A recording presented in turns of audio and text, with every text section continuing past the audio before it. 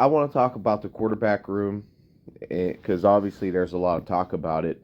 I mean, so far this offseason in the last month, I don't know. First, it was Justin Fields was going to be the favorite to be the Pittsburgh Steelers quarterback.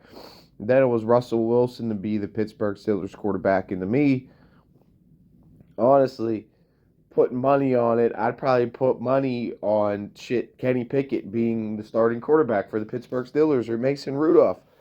Because the Steelers, they don't really attack in free agency. They don't go out there and sign these big names like Kirk Cousins. We can pretty much just scratch that name off the list already. I thought the Steelers had more in salary cap coming into this offseason. They don't. They have like right now they're sitting at like 5 million or something. Kirk Cousins is going to get at least, he was making like 35 last year. He's going to get at least 30, $35 million. Let's just say bare minimum $25 million if he's willing to take a pay cut to play for the Steelers or whatever. You ain't gonna get him for less than $25 million. Period. That's like the bare minimum you're going to get Kirk Cousins for, and that's stretching it really. So scratch him off the list. Gardner Minshew, Joe Flacco, Ryan Tannehill. I could see how they can link Tannehill to the Steelers. Arthur Smith had a good offense. Had some of his best quarterback play under Arthur Smith as offensive coordinator. Knows how to run Arthur Smith's coordinator offense. So really, what he's going to cost 15, 20 million. The Steelers only have 5 million. I don't. Maybe if they was more flush in cap space, I could see Ryan Tannehill possibly being a guy that they bring in for a year or two. But who knows? Gardner Minshew, Gardner Minshew has a better track record than Kenny Pickett. Has a better track record than Mason Rudolph. Was only made $4 million. It wasn't even. It was like not even $2 million last year. So if you can bring in Gardner Minshew on a cheap, I could see that as being a possibility.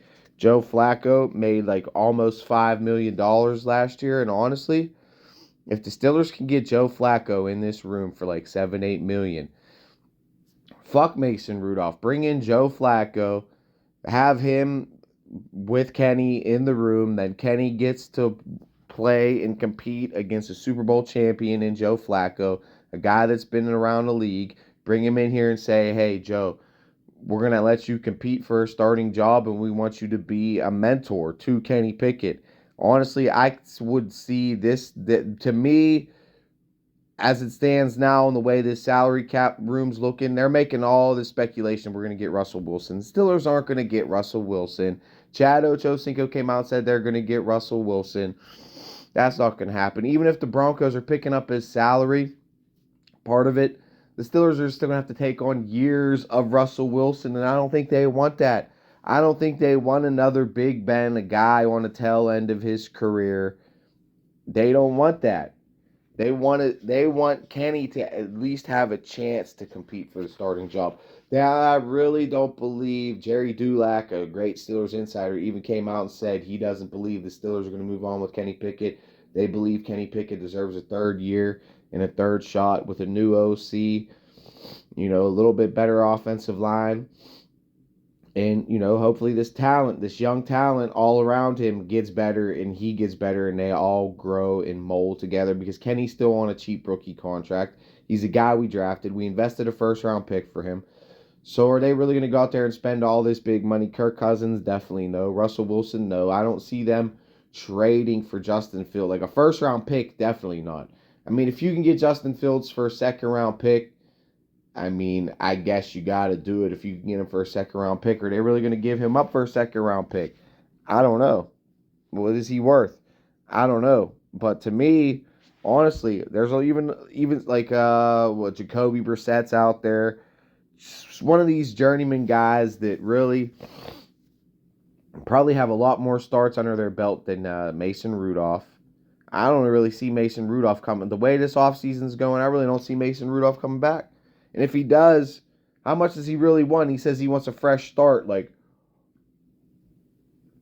if he went to Indianapolis, they got Anthony Richardson. He got hurt, and Minshew was basically in there just by default. But he played pretty decent enough. Like, does Mason Rudolph really have a guaranteed starting job? But let's just say, okay, Anthony Richardson wasn't with the Colts, and Gardner Minshew was the assumed starter.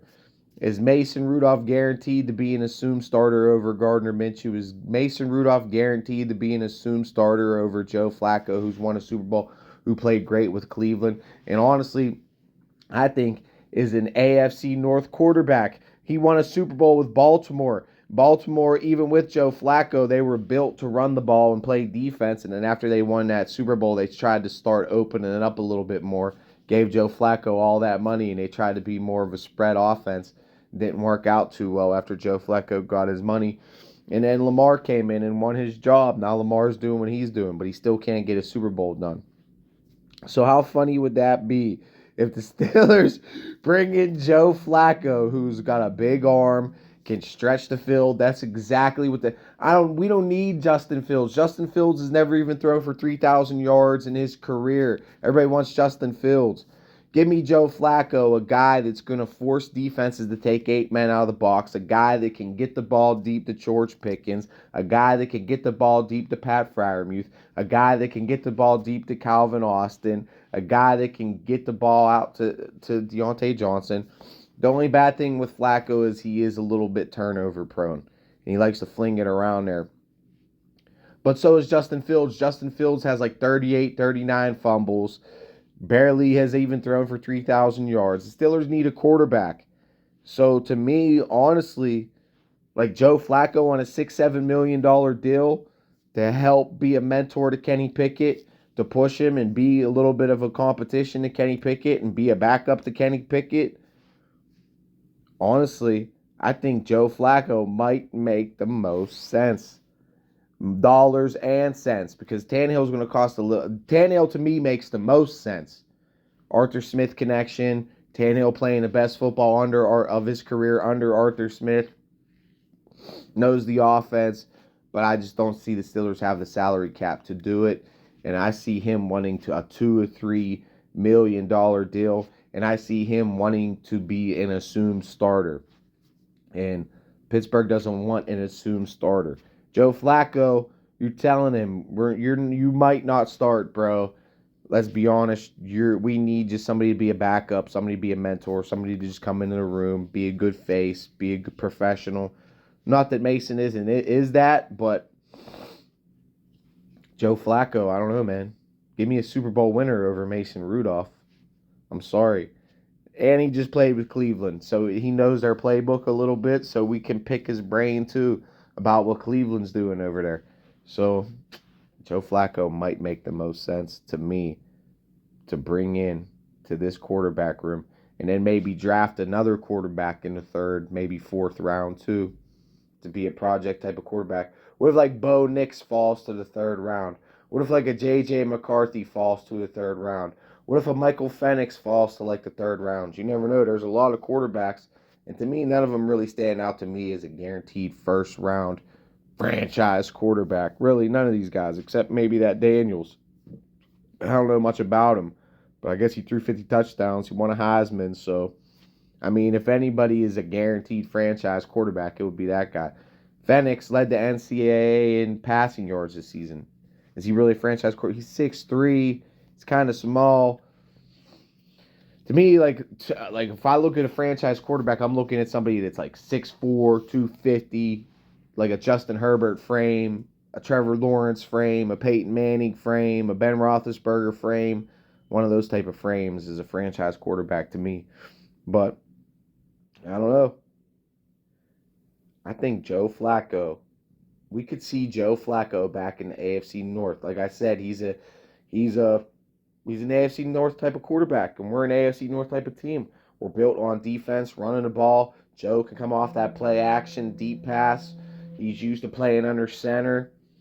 Joe Flacco, I think, is like really. I'm liking it. Bring in Joe Flacco on the cheap. $7-8 million. Be a backup. Bring him in here. 1-year deal. Boom. And we get to see what we got with Kenny. If he sucks, you bring in a Super Bowl winner that can throw lasers all over the field with a whole bunch of weapons around him and a great run game. And then in the draft, obviously, We can address the offensive line. Maybe they go quarterback, like I said, maybe not, but I think you can just add pieces to the defense. And offensively, maybe you draft it if there's a good enough quarterback there, second, third round, you take them. But if not, you add offensive line, defense, maybe another wide receiver.